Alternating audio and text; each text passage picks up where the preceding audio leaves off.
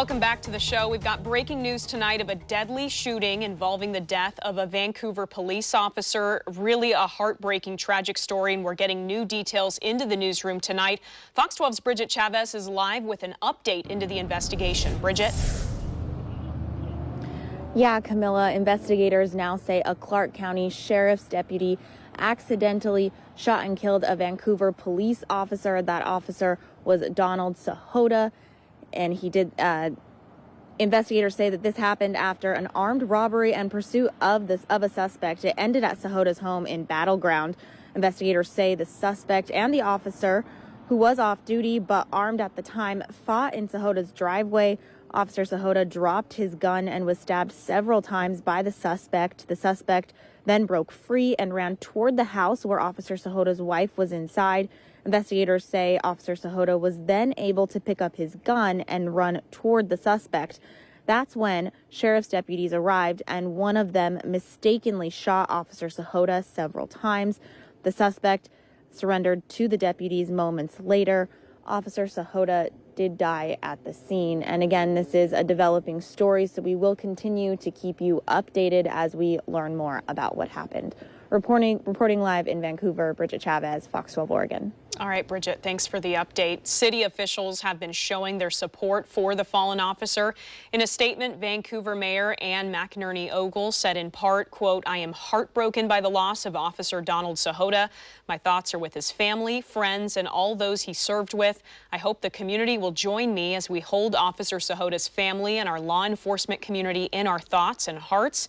The mayor is also ordering all flags at city buildings fly at half-staff. Officer Sahota was 52 years old. He was hired by the Vancouver Police Department in April of 2014. Before that, he worked as a police officer for the Gresham Police Department and Port of Portland Police. During his career with the Vancouver PD, Officer Sahota worked on patrol, was an armorer, and was most recently assigned to the training unit.